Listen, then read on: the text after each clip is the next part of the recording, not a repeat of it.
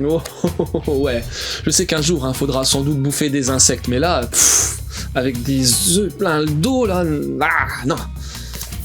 Kaina of the Great No Sea. Va vite chercher ce manga si tu veux comprendre de quoi je parle.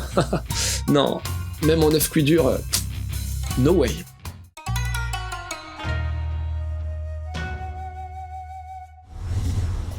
L'histoire. On est dans un monde pas évident à définir, une espèce de mélange entre post-apo et un monde assez roots. Ouais.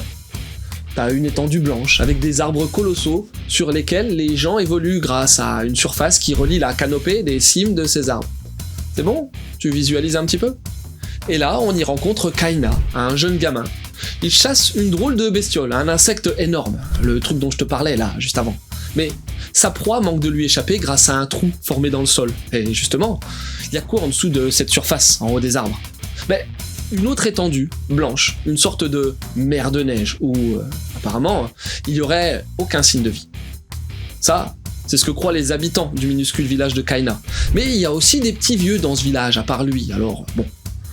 Et pareil, c'est comme s'il n'y avait pas d'autres villages sur la canopée, à part eux, hormis celui-là. Mais bon, tu te doutes qu'ils se gourrent car une jolie princesse d'un pays nommé Atlande, située sur cette mer blanche, va débarquer sur la canopée. Ben ouais, faudrait quand même un petit peu d'action, non? Tu veux des infos? Ben bien sûr, en voilà. Au scénar de ce manga, tu retrouves le fameux Nihei Tsutomu, dont t'as certainement déjà entendu parler, non? Habituellement, il travaille en solo sur ses mangas comme Blaine, Night of Sidonia, Biomega ou encore d'autres titres. Là, sur Oyu Kiumi no Kaina, Kaina de la grande mer de neige, si t'arrives pas à traduire de l'anglais, eh bien, il collabore avec Takemoto Itoe pour le dessin. Cette dame a notamment œuvré sur le dessin de la série Eileen la charmeuse de bêtes. Kaina of the Great Snow Sea a été édité en 2022 dans le mag shonen Sirius de la Kodansha. En France, c'est Pika qui sort la série qui compte actuellement 3 tomes au Japon.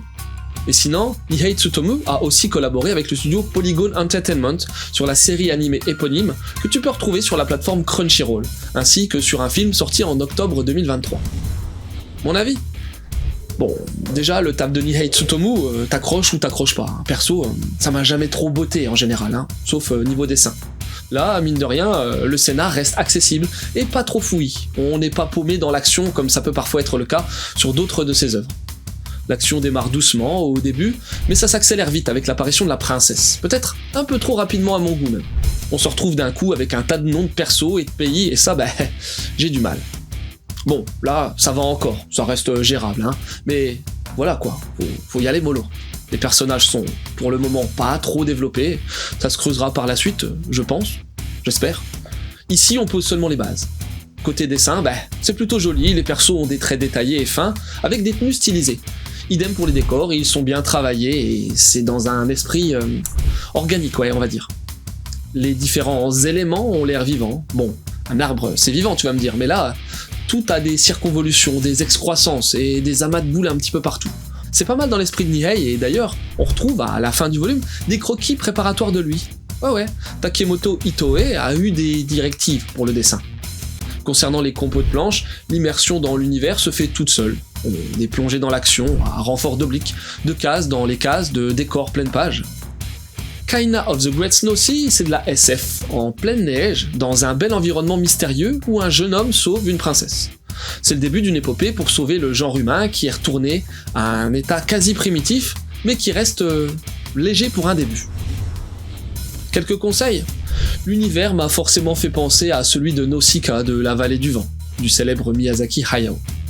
Sinon, tu peux jeter un œil à l'autre manga dessiné par Takemoto, Eileen, la charmeuse de bêtes, dans un univers fantastique de dresseurs de serpents-dragons, ou de dragons-serpents, c'est toi qui vois.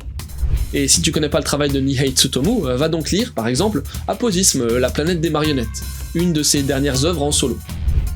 Et voilà, c'est terminé pour aujourd'hui, j'espère que cette petite vidéo t'aura donné envie de lire Kaina of the Great Snow Sea.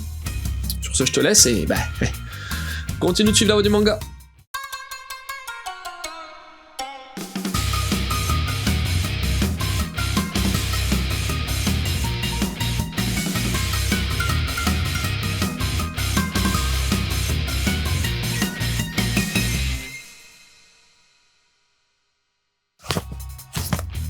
Dans le résumé là au dos, c'est marqué le jeune Kaina mène une vie frugale sur la canopée.